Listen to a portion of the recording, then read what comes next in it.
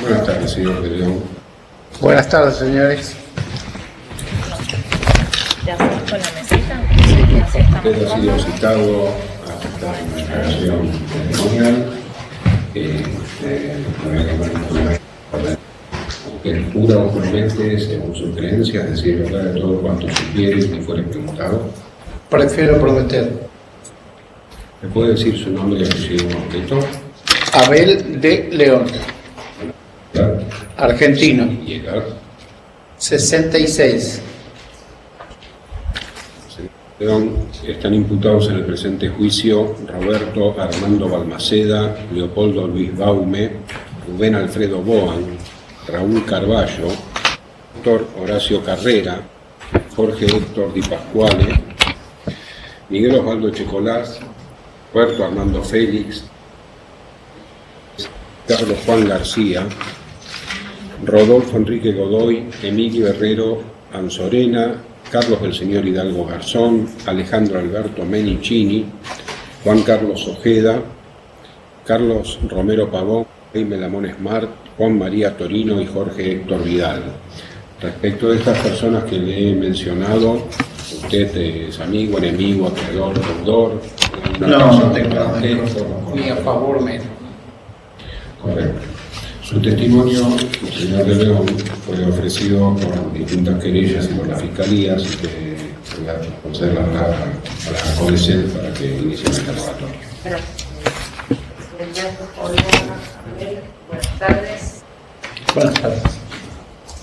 En principio, gracias por venir a brindar tu testimonio y quisiéramos escucharte que nos recuerdes la circunstancia en que se produjo tu secuestro. Bueno, sucedió el 8 de abril de 1978. Yo estaba en la casa de mi cuñada, en la localidad de Palomar. Estaba con mis hijos y mi señora. Y aparecieron autos, todos uniformados, todos del ejército argentino. Muy pocos estaban de civil.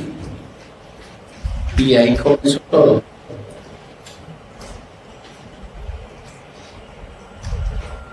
Yo soy una persona que trabajaba 12 horas por día, todos los días. Bueno, mantenía una vida normal. Era casado desde muy joven, ya tenía 3 chicos. Me agarraron ahí, me empezaron a torturar con electricidad, apenas me agarraron, adentro de la casa, frente de los chicos y de mi señora, con un enchufe de una plancha. Cortaron el cable de una plancha, de un tajo, y de un lado enchufaban a la electricidad y del otro lado me ponían a mí en el cuerpo. Ahí empezó todo esto. Después me subieron a uno de los autos, me vendaron los ojos, me pisaron encima, me pusieron en el asiento trasero, me pisaron la cabeza y bueno, me vendaron los ojos, me pusieron una capucha y ahí ya empezó. Ese es más o menos el comienzo del comienzo. Bien, cuando decís estabas en la casa, ¿quién es el nombre de ella? Viviana Araújo. ¿Qué tenían los chicos al momento de...? El más chiquito tenía 4 meses, y recién nacido, y los otros tenían 6 y 7 años. ¿Te llevan a vos solo?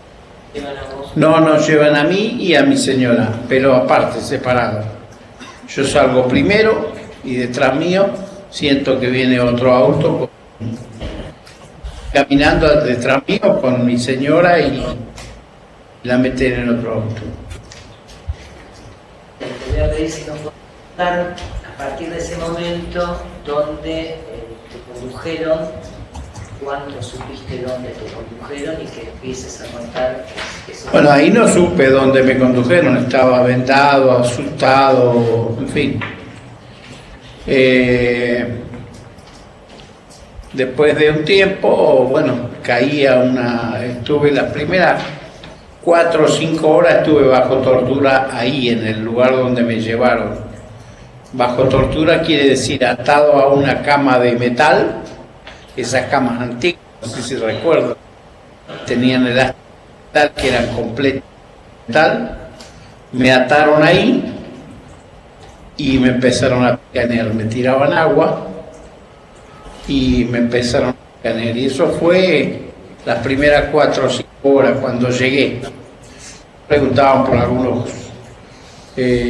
para algunas personas que vivían en el barrio, por otras que no vivían. Bueno, eso fue el comienzo. Y después fui a parar a un calabozo. En ese calabozo no estuve solo, ahí ya había gente. Y creo que estaba Aureliano Araujo en el calabozo y Atilio Barberán.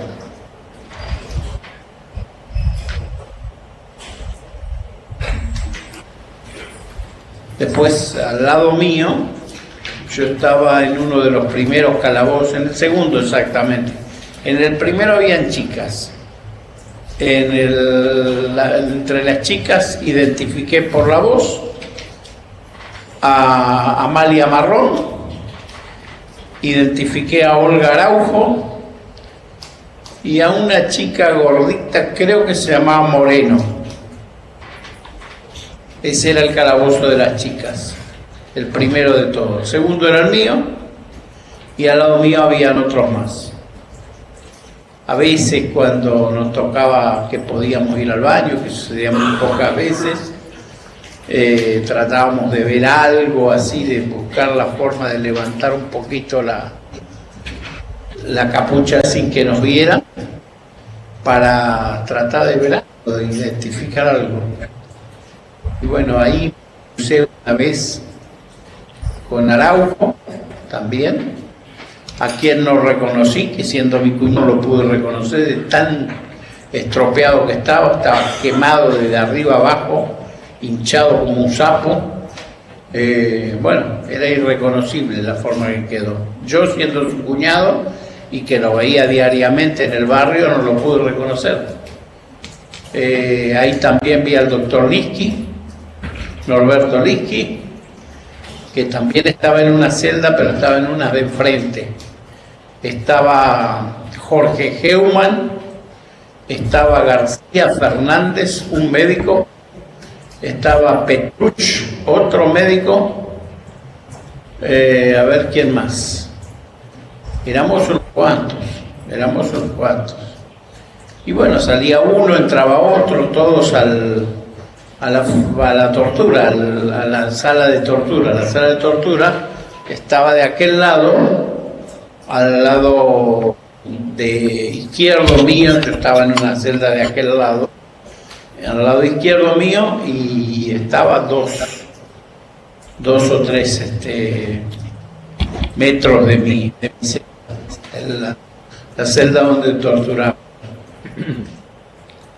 ¿Quién dije? Dije Petruch, dije las chicas, bueno, habían otros muchachos. Estaba, ya dije, un chico misionero que toca la trompeta, ¿cómo se llama? Barberán, Atilio Barberán. Y bueno, eran esos. Habían algunos más, pero en este momento había un chico muy jovencito que es medio pariente mío, es primo hermano de mi señora, pero tuvo poco tiempo, muy poco tiempo estuvo él. Y después había otra gente que yo no me acuerdo. Había un señor grande que ellos lo llamaban el hombre de acero o el hombre de bronce, algo por el estilo. Que era muy duro. Ese señor yo no lo conocía, los demás los conocía todos del barrio, eran gente de mi barrio.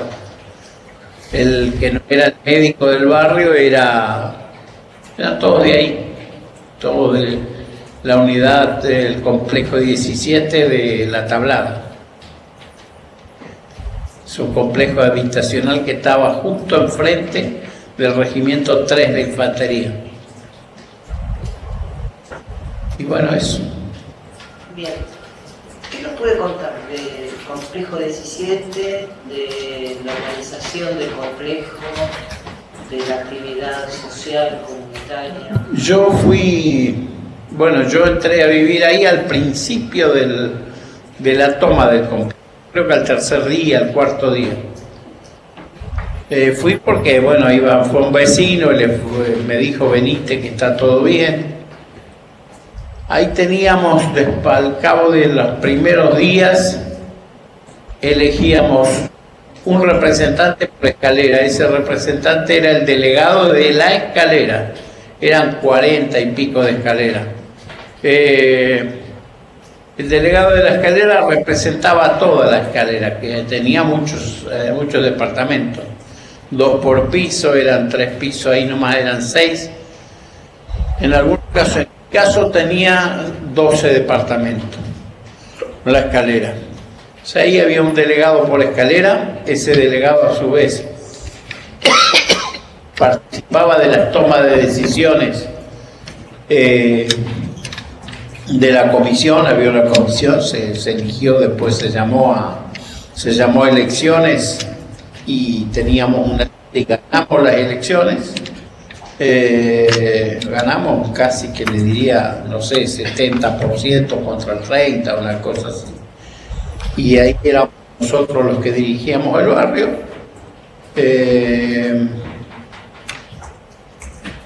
Qué sé yo, vinieron los médicos, Jorge Heumann entre ellos, el doctor Liski, García Fernández, y nos propusieron formar una especie de enfermería, una especie de sala de primeros auxilios.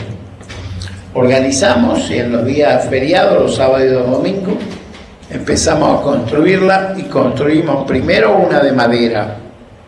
Era un lugar bastante amplio con dos lugares para atención médica y tenía otro espacio que era para recreación y ese tipo de cosas. Después eso nos quedó chico con la comisión y el resto del público, porque participaba mucha gente. Fuimos haciendo otro dispensario médico ya de material y con 2 salas también para atención médica y con un agregado, con una habitación para una pequeña internación, digamos, por si había algo que esperar o una ambulancia, lo que fuera, que tuviera un lugar donde recostarse el paciente. Eso lo hicimos también, lo logramos. Y bueno, eso era la organización del barrio. Eso, sí. ¿Qué ha contestado? Sí. ¿Quién era el presidente? Aureliano Araujo, siempre lo fue. ¿Dónde? Claro, cómo no, sí. Sí, había muchas mujeres trabajando. Todos participaban, realidades, chicos, grandes, todos colaborábamos. Nosotros, por ejemplo, las mujeres, en su mayor parte, mi esposa, Lina Araujo, que hoy ya no está, la señora Viviana Araujo, la señora de Verán, la propia señora del doctor Liski, todo el mundo colaboraba y salíamos a las fábricas de remedio, ¿cómo se llama esto? A los lugares donde se fabrican remedios íbamos a pedir muestras gratis. Y esa muestra gratis era para nuestros pacientes, para los médicos indicaran, fundamentalmente la medicina habitual, que contra la tos, o vacunas, o todo ese tipo de cosas. Se trabajaba permanentemente, tanto muchachos como chicas. no había diferencia. Más o menos aproximadamente del complejo 17, ¿qué porcentaje, qué proporción de vecinos fueron secuestrados? No sé, pero saquen la cuenta ustedes, fácil, yo les canté. Yo calculo que 12, 15 y uno, quizás 20,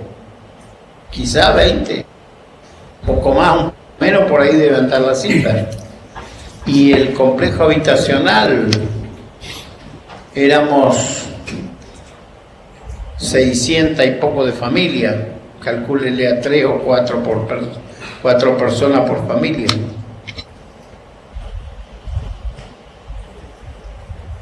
Bien. ¿Cuándo se entera?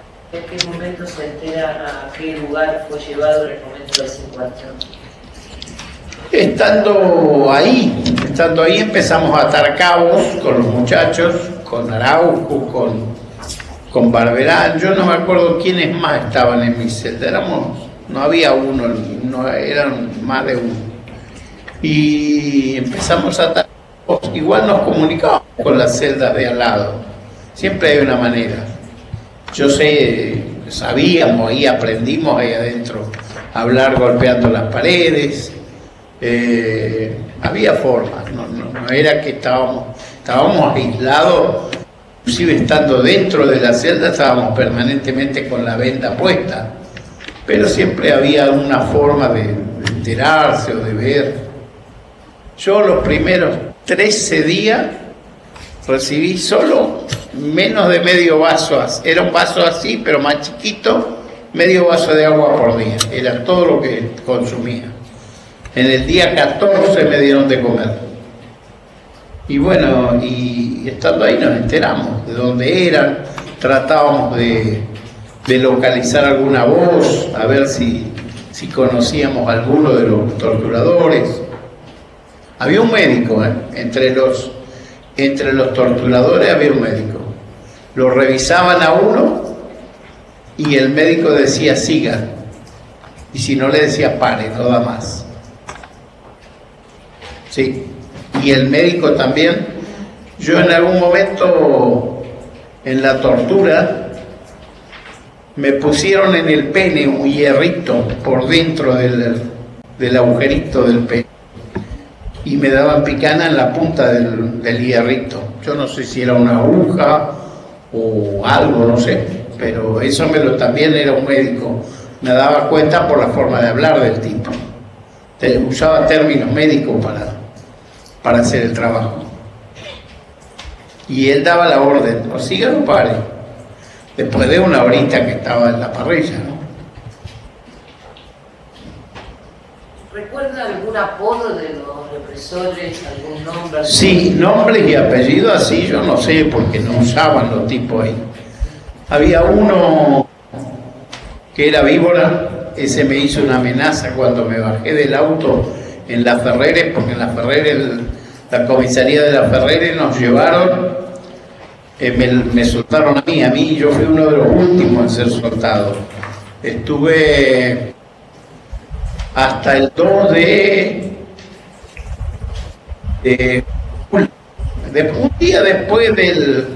un día o dos después de que terminó el mundial. Ahí me llevaron a la comisaría.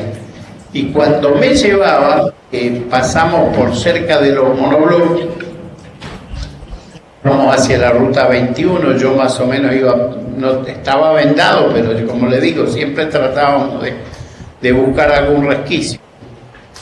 Y me dice, gordo de mierda, dice, si fuera por mí te hubiera matado, no me dejan, por eso no te mato. Y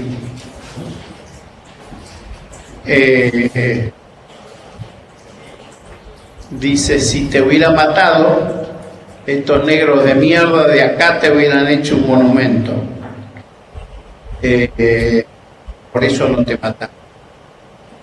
Bueno, cuando llegamos a la comisaría de La Ferrere, yo me bajo y le digo, si algún día nos cruzamos en el mismo camino, cambia de vereda, porque te va a doler. Y eso fue lo último que... y me fui adentro de la casa. Y ahí ya estaban los compañeros que estaban antes allá en la... Me encontré con todos nuevamente en la comisaría de la Ferrera, de los que estaban allá en el chupadero, menos Barberán, que Barberán quedó dentro del chupadero cuando yo salí. Los últimos fuimos yo y Barberán. ¿Podés acordar que estaban? Bueno, uno era víbora, el otro era King Kong, uno era tiburón. Tiburón era uno de los jefes, me parece, uno de los más importantes. Tiburón, King Kong. Yo, mire, a mí no me pudieron quebrar la voluntad. Yo salí de ahí y salí entero, salí como un hombre. Pero la memoria sí me la borraron. La memoria la perdí. Y por eso me cuesta mucho recordar.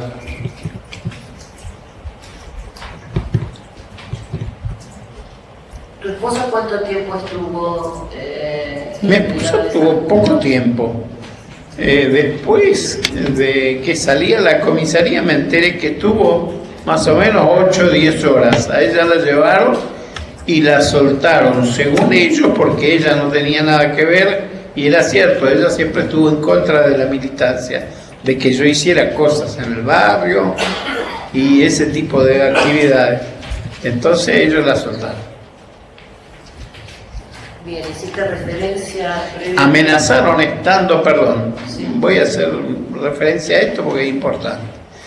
Cuando a mí me agarran en la casa, me amenazan con torturar a mi hija más grande que tenía en ese entonces, 8 años. No lo llegaron a hacer, pero sí que nos amenazaron. Me amenazaron a mí con que si no hablaba y demás, iban a torturar a mi hija, con la misma picana que me estaban dando a mí.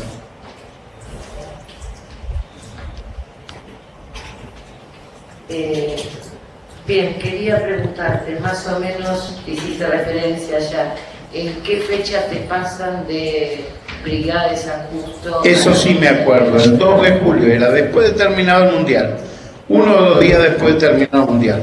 Yo estaba en el Mundial, me acuerdo, el día que Argentina ganó el Mundial, yo estaba en el chupadero, vinieron los que custodiaban ahí, uno de ellos era King Kong, me sacaron de la celda y me llevaron para torturarme.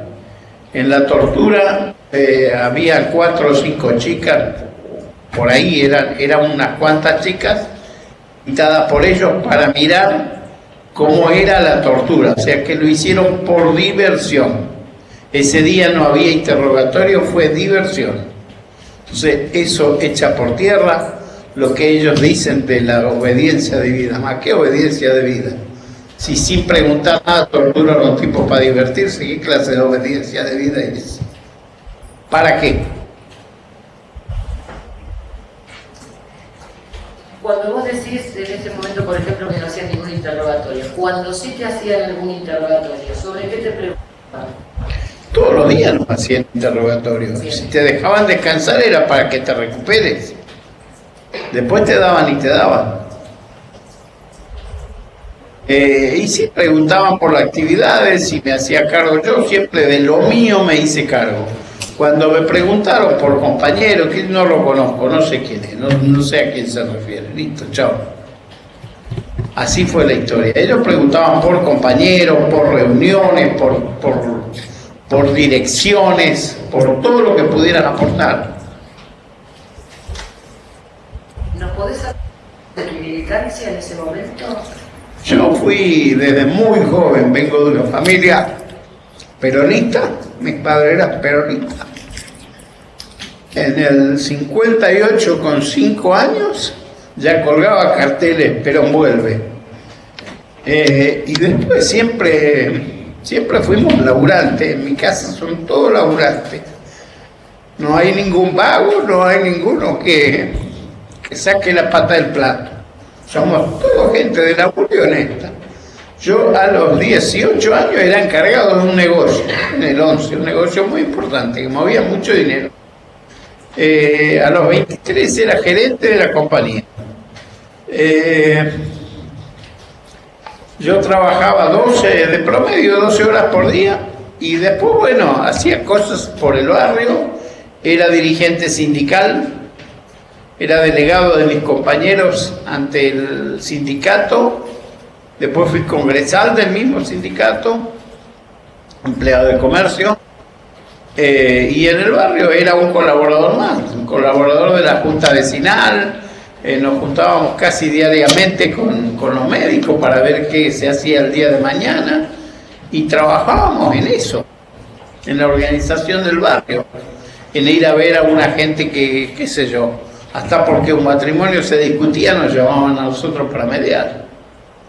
Nosotros servíamos para todo, era mucha la confianza de la gente hacia nosotros. Nosotros llamábamos una asamblea y mínimo eran 700, 800 personas, hasta 1500 hemos llegado a juntar.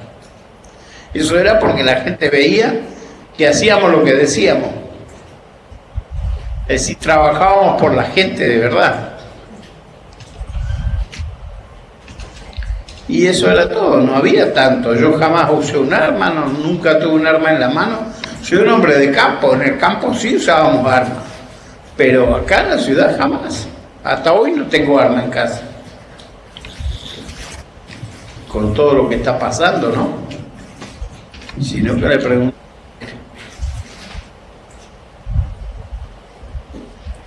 Todos los robos, las muertes, todo tipo de barbaridades pasa. Abel, tengo una nota más. Sí. Respecto al mismo relato que está haciendo. En la comisaría de Las Carreras, ¿cuánto tiempo estuvo más o menos? Después de... Alrededor de un mes. Se fueron todos mis compañeros, yo me quedé de vuelta solo. A estos amigos, a este grupo de torturadores, de represores, de edades ajustas, ¿usted también los vio después en la carrera? ¿Lo viendo? No, nunca más lo vi. Estuve preso yo. Estuve preso, salí, estuve un tiempito. Yo estoy preso, me sueltan el 24 de diciembre del mismo año. Salgo, vuelvo al barrio, vuelvo a organizarme, me piden un vecino, me pide colaboración para organizar nuevamente la comisión del barrio y vuelvo a actuar ahí. Y a mí me vienen a buscar. Un día cuando salgo para ir a mi trabajo, me estaban esperando. Estaba el barrio todo circundado por ellos, por policías y por ejército, y me agarran. Me llevan a Puente 12. Estoy en Puente 12 en un calabozo todo el día. A las 4:30 más o menos de la tarde, 5, me llevan a la comisaría de Madero, y de esa comisaría me largan, sin preguntarme nada, sin decirme nada, me largan. Yo me voy a mi trabajo, en vez de irme a casa, me fui directo al trabajo. Tenía las llaves del negocio y todo. Voy, hablo con mi patrón, le explico la situación, me dice, no, andate, no te quedes. Le digo, mire, voy a la embajada, porque tenía... Cuando estuve preso, vino un señor que era creo que de Associated Press, una persona que se decía que era de prensa, era norteamericano, y bueno, me hice de ahí, declaré con él en lo que había pasado. Él había estado en mi casa cuando yo estuve detenido. Había tomado fotos de vecinos, había tomado fotos de los balazos que pegaron en la pared de mi casa. Y entonces cuando salgo, mi señora, no sé cómo fue, una revista, no sé qué, uno de los enemigos de la patria era Patricia Deriana, era una, que era la secretaria de Estado de Estados Unidos para los Derechos Humanos, y este hombre era el segundo. Y mi señora vio la foto y dice, ese hombre estuvo acá, dice, quería hablar con vos. Y bueno, dice, yo le expliqué que vos estabas preso y que bueno, y me pidió que por favor, dice, cuando vos salieras que te comunicaras con él. Me dio una tarjeta. Digo, tráeme la tarjeta, quiero ver. Y lo llamé, al otro día lo llamé, estaba trabajando nuevamente yo. Y bueno, y concertamos una cita ahí cerca de mi trabajo. Y ahí me pidió que declarara. Le digo, mira, no ponga mi nombre, pero si querés la declaración yo te la doy. Y declaré. Entonces después me entero, cuando llegué a Brasil, yo me escapé por Misiones. Cuando llegué a Brasil me entero que había salido en el New York Times, salió en el Jornal do Brasil, salió en un diario japonés y salió en uno francés también, el Le Monde, la nota mía. Me dice un compañero que estaba en Brasil, me dice, ¿vos hiciste una declaración? Digo, no, yo no hice nada, solo vos. Me dice, sí, nos dimos cuenta que era vos, dice, de acá a la China. Por más que yo no haya puesto ningún nombre ni nada, se notaba, sabían los compañeros que me conocían, sabían que la declaración era la mía.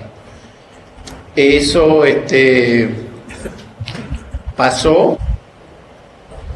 Yo cuando llego a lo del patrón, el día que me largan en la comisaría de Madero, le explico a mi patrón y me voy a la embajada. Este hombre me dijo, cualquier cosa, concurrí a la embajada que yo estoy ahí. Me fui a explicarle lo que había pasado y cuando vuelvo, había un compañero mío, mi patrón era un genio el tipo, mandó al pompier. El pompier es el que arregla los trajes, arregla la ropa para que a la gente le quede bien, y está al fondo de todo, del negocio. Él tenía su oficina arriba de ese pompier, en un primer piso.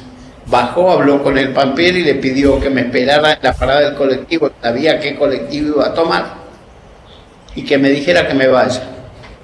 Y después me entero que me estaban esperando un grupo de ellos, todos armados, y le dijeron a mis compañeros de trabajo, ellos se hicieron cargo del negocio, mis compañeros estaban ahí para que yo no desconfiara, y le dijeron que se tiraran todos al piso porque iba a haber balacera. Así que de ahí me fui a Misiones, hablé con mi señora por teléfono, ellos se fueron a la ACNUR, se quedaron en ACNUR, la sede estaba ahí en Plaza Flores. Ellos se quedaron en ACNUR y yo viajé a Misiones y por la frontera misionero-brasilera pasé a Brasil. Pasé con un gendarme que le debía un gran favor a mi mamá. Mamá le había salvado un hijo. Fui y le expliqué, le digo, mira, me vienen persiguiendo, estoy así, y necesito irme a Brasil. Me llevó él con su auto. Fuimos, pasamos al otro lado, me acompañó hasta una ciudad que se llama Santa Rosa. Y de ahí me fui solo. Me fui a Paso Fundo, de Paso Fundo fui a San Pablo y de San Pablo a Río. Y cuando llegué justo el día que habían secuestrado a un periodista argentino que estaba en Brasil ya, casado o juntado conviviente de una chica de Uruguay. Lo habían secuestrado los dos, nunca más aparecieron. Así que llegué de bienvenido. Y bueno, ahí me declararon enseguida, al momento casi, bajo la ACNUR, bajo las Naciones Unidas, como refugiado político. Y bueno, estuve esperando ahí 3 meses que me dieran la visa para irme a otro país. Había elegido Canadá por los bosques, por la madera, yo soy misionero. Australia por el clima, que es muy parecido al nuestro. Y Holanda porque tenía familia ahí, ya tenía familia en Holanda. Entonces Holanda me dio enseguida la oportunidad de irme y me fui para allá. Y volví 10 años después, ya con Alfonsín en el gobierno. Las últimas etapas del gobierno de Alfonsín, ahí volví. Me instalé nuevamente, una pequeña confitería, una heladería, primero, después confitería. Y bueno, trabajando como es eso, hasta hoy. Hasta hace muy poco que dejé de trabajar. Gabriel, ¿su familia presentó mejor? ¿Cómo? ¿Su familia presentó mejor? Sí, sí, sí. Yo tengo la prueba de que estuve desaparecido, de que ellos me desaparecieron. Yo tengo un papel que me dieron después de salir, porque yo fui a pedir que me den un certificado del tiempo de detención. Le rompí tanto las que les dije a un coronel que había ahí, que era el presidente del Consejo de Guerra número 1, un tal coronel Basilis, que le dijo un día a la secretaria: hágale un certificado que se deje de joder. Y la secretaria me sentó y me preguntó: ¿de qué fecha estuvo detenido? 8 de abril, así, hasta tal fecha. Me hizo el certificado, llevó para el coronel lo selló y lo firmó. Y ese lo tengo yo, en mi poder. Y tengo un habeas corpus, varios habeas corpus, pero uno de mi hermano, con fecha, creo que julio, 14 de julio me parece que presentó mi hermano un habeas corpus, donde ellos dicen que no estoy bajo ningún poder del Estado. Aquí que yo estaba ya en la comisaría de La Ferrere, y mi hermano le dice al juez, pero pues como no está en ningún lado, dice: si yo vengo de visitarlo, está en la comisaría de La Ferrere. Dice que el juez se enojó mucho y mandó un secretario con mi hermano a que me den la libertad inmediata porque estaba secuestrado. No me dieron nada. El tipo llegó allá, estaba enojado, el tipo también. Lo echaron a patadas. Le dijeron que se vaya, que se dirija al regimiento 3, al coronel no sé cuánto, no me acuerdo el nombre del coronel, que le dijeron que ellos no tenían nada que ver, que ellos solo prestaban el calabozo.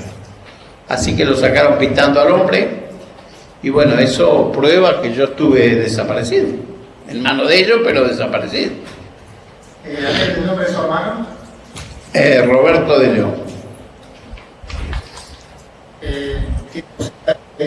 ¿Acercar en un momento al tribunal el certificado al que hace referencia? Sí, posiblemente esté acá, o si no está en casa, pero está. Señor presidente, hacemos reserva de acompañarlo posteriormente, posibilitaría ese certificado que ha mencionado. Y después hay alguna cosa más encima de eso.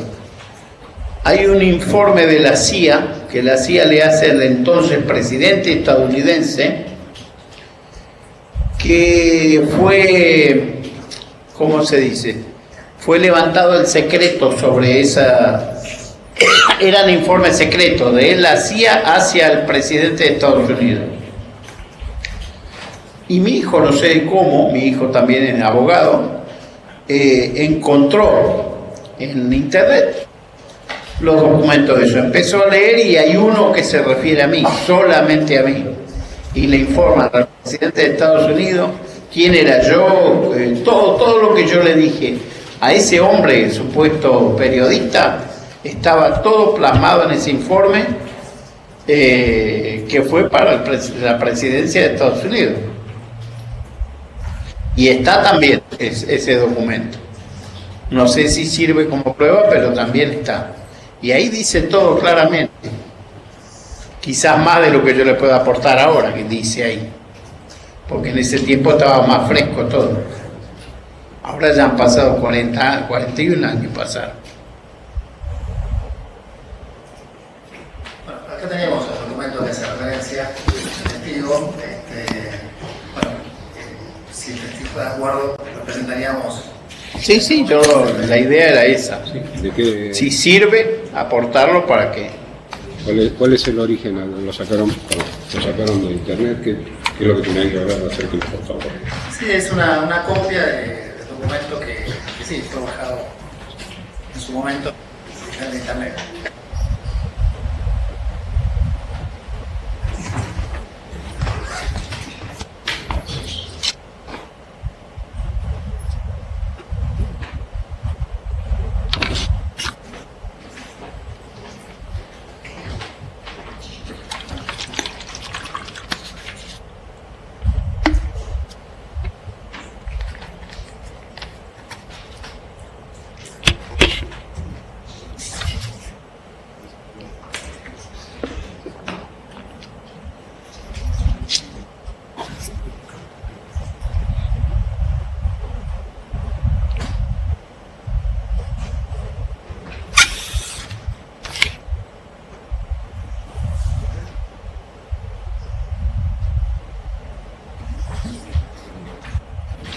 Esta es una documentación que clasificó el gobierno de los Estados Unidos. Exacto.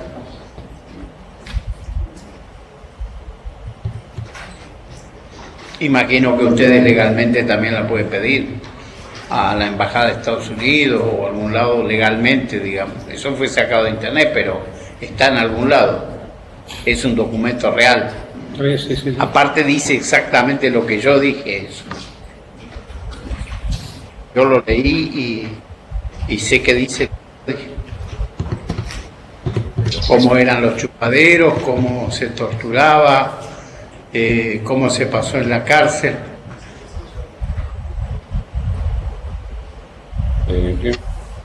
La fiscalía.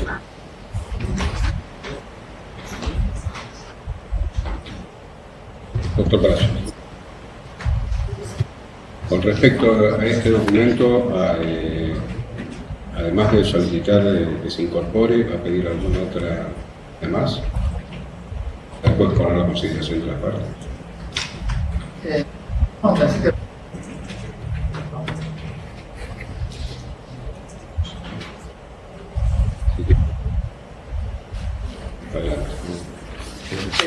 En un momento se mencionó a María Marrón y a Moreno. Sí, exactamente, sí, Moreno era la chica, sí. ¿Usted también la conocía del barrio de ellas?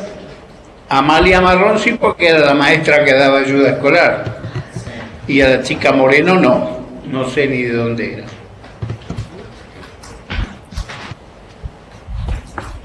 Ahí un par de veces, por más que estábamos bajo un rigor tremendo, uno cuando está ciego, cuando está privado de ver y normalmente ve, trata de buscar el resquicio por donde mirar algo. Y ahí la vi un par de veces, era de la celda de al lado.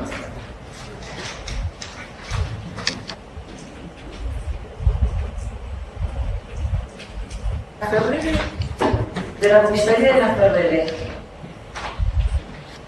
donde fue trasladado y en qué fecha aproximadamente.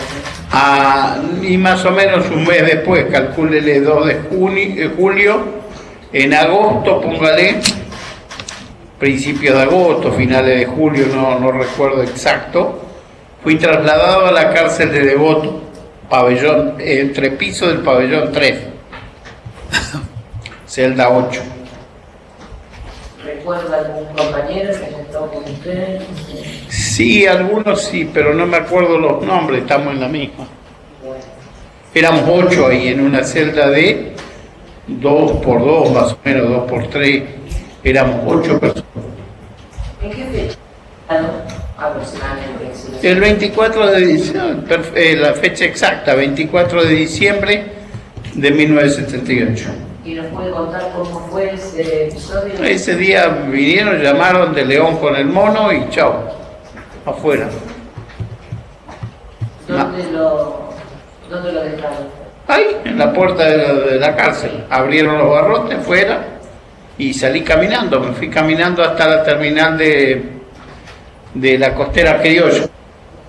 Pedí ahí auxilio a los muchachos que manejaban un colectivo y me dieron un viaje ahí a mi casa. Me bajé en la puerta de mi casa. No me vino a buscar nadie porque nadie sabía que me iban a dar la libertad ese día. Así que fui solito a mi casa. Y vecinos me miraban como un fantasma. Como que volvió un fantasma. ¿Del PEN? Del PEN, sí señor. Sí. Todo el tiempo estuve a disposición del PEN. Estuve bajo consejo de guerra. Cuando me levantan el consejo de guerra, me colocan el PEN. En el consejo de guerra, adelante mío, declaró, era una payasada eso, porque eran todos militares, el que lo defendía, el que lo juzgaba, el que, si era posible, le pegaba un martillazo, eran todos de la misma calaña. O sea que era una payasada. Y Amalia Marrón, que estuvo antes que yo declarando, se los dijo claramente. Dijo, ¿para qué van a hacer toda esta laraca si esto es toda una payasada?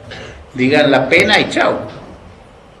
Si eso ya está juzgado de antemano, ni siquiera ustedes colocan la pena viene de arriba.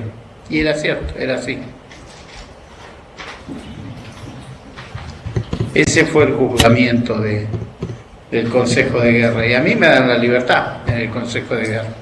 Como no me querían soltar, me colocan el peo.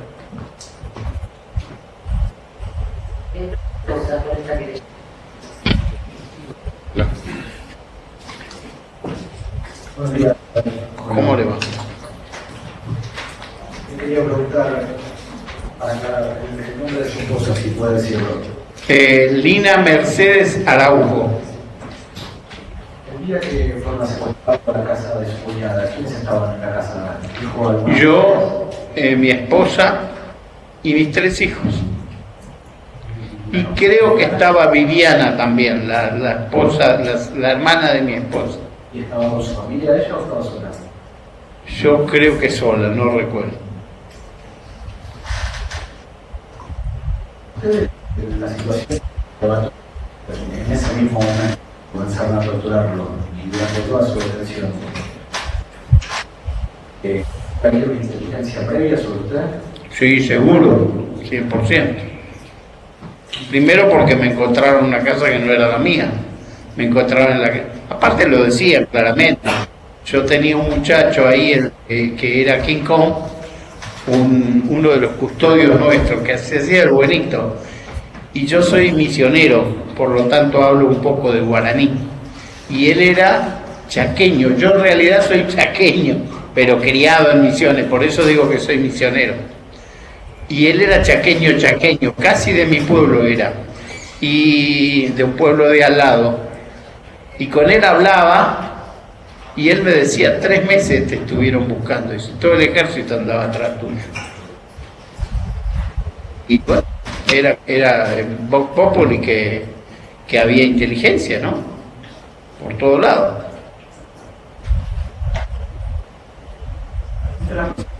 Luego que estuvieron secuestradas con usted, nombró al doctor Liski. ¿Usted sabe si él estaba con algún familiar?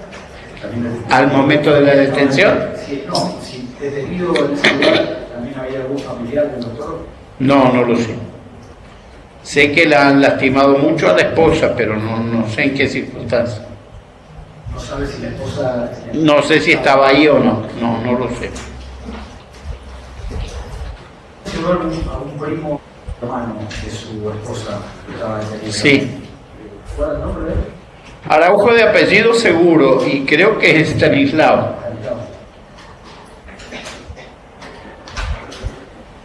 Usted estando detenido, ¿recordó o recuerda en una circunstancia donde haya escuchado que hubiera algún procedimiento con militares uruguayos o con la captura de alguna persona uruguayo? No, yo no.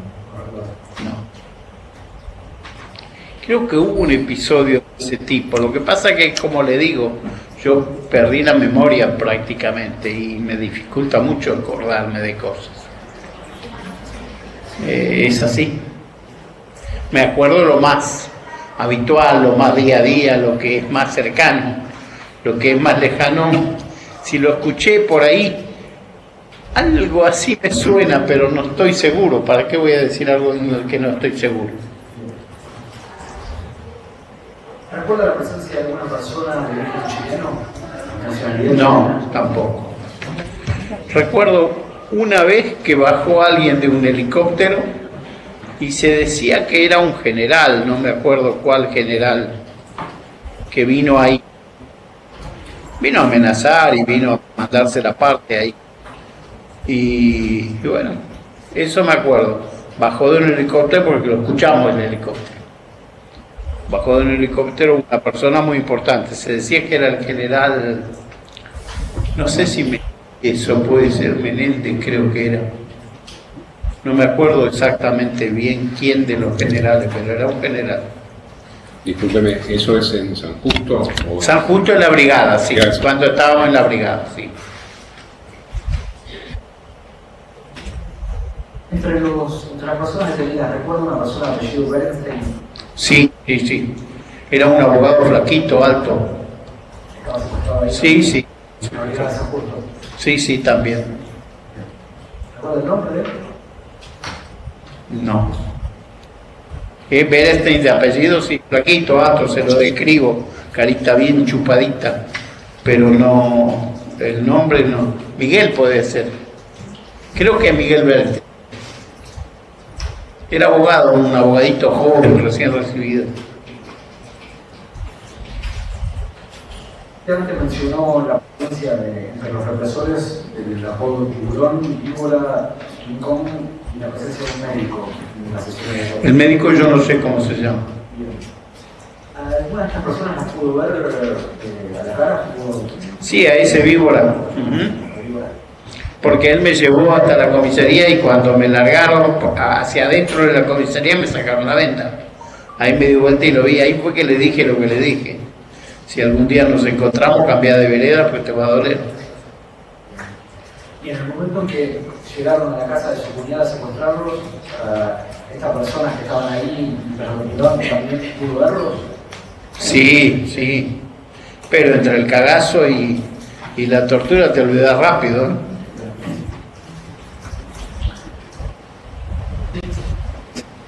Algunas fotografías en el día de hoy, ¿podría intentar ver si reconoce alguna de esas personas? Prefiero no hacerlo. Ya lo estoy haciendo ante la fiscalía cuando me tomaron la declaración y vi una cara que me hizo mucho mal, mucho daño. Me parece que era la de víbora, me parece. Pasa que pasaron 40 años también, yo qué sé qué cara tenían y qué cara tienen.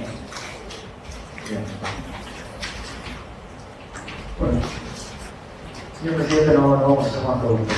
Simplemente respecto de la documentación que acaban de exhibir y que acompañaron, quisiéramos solicitar, creo que pueden formar parte de un bloque de documentos que se encuentran en la Cámara Federal de la Capital Federal, que fueron clasificados por el Departamento de Estado norteamericano y remitidos a nuestro país.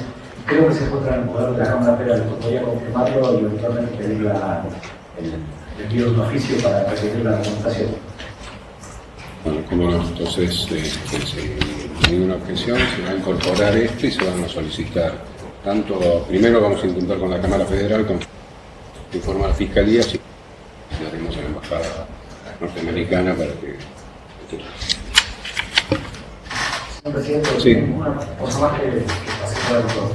Usted antes mencionó que en las sesiones de tortura, una forma de tortura fue en su previa... Eso fue una sola vez. Una sola vez ocurrió. Eso ocurrió una sola vez conmigo, sí. ¿Eso puede eventualmente constituir un delito que requiere eventualmente de su consentimiento para realizar una acusación?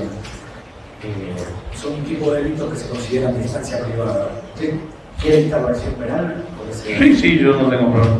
Yo lo que quiero es que se haga justicia. Hace 41 años que espero eso. Y espero que este tribunal cumpla con su deber. Nada más.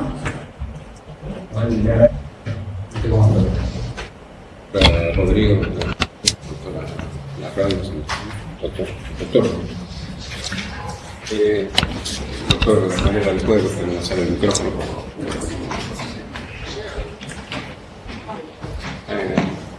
Está bien, está bien.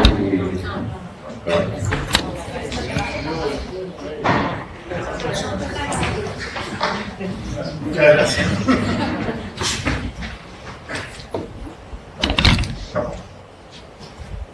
Sí, señor. Buenas tardes. Buenas tardes. Le quería hacer simplemente dos preguntas aclaratorias. La primera tiene que ver con el habeas corpus que presentó su hermano en el episodio Marcame si mal en que el juez o el secretario va a la... El secretario del juez, no a la comisaría de la Ferrer, bien, donde yo estaba detenido. Y ahí fue que escuché que dijeron, a ese hombre le dijeron que se tenía que dirigir al regimiento 3 y hablar con el coronel no sé cuánto. Que ellos estaban a cargo de mi detención. Y la otra aclaración es en referencia a eso.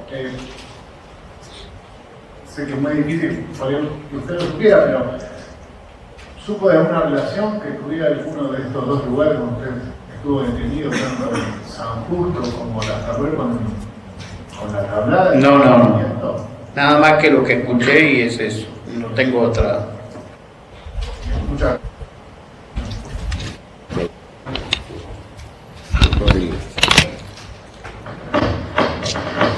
Sí, señor León, una consulta.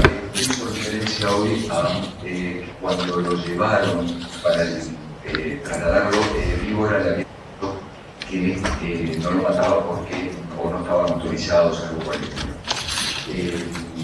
La pregunta es si de lo que usted recuerda de esa persona, si era una persona que se identificó en algún momento por alguna fuerza de seguridad especial, o simplemente lo trasladaba. No, si no lo miraban ni a la cara. ¿Qué te van a decir a qué fuerza pertenece? De ninguna manera. Yo me bajo en la Ferrere, lo miro porque me doy vuelta y lo miro, le dije lo que le dije, porque él me venía amenazando todo el camino. Me venía verdugueando, le decimos nosotros en la jerga común. ¿Usted más o menos como vivirla de esta persona? Sí, pero me da asco.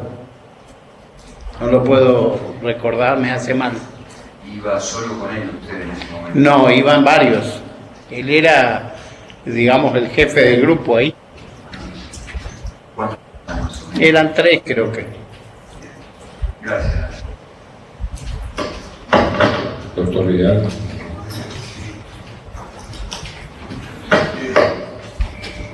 Con respecto al documento que quieren incorporar, yo creo que previamente lo que es una fotocopia y también que ha sido bajado en internet, que en internet hay... Doctor, alguna pregunta al testigo, después si quería agarramos. No, Entonces ahora después terminamos con doctora Carata. ¿Usted quiere hacer alguna manifestación más al respecto? Algo que no haya... ¿A mí? Sí.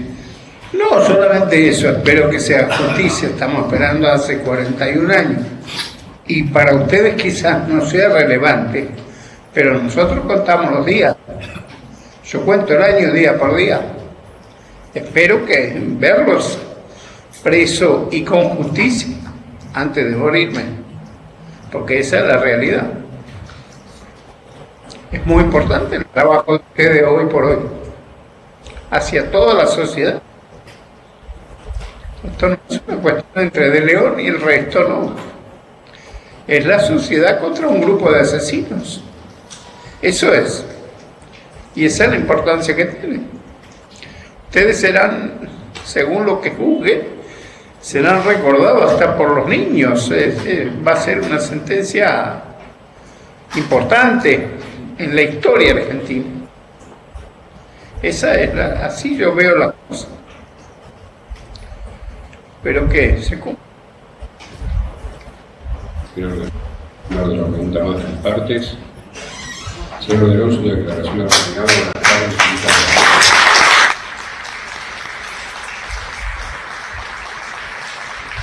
Gracias.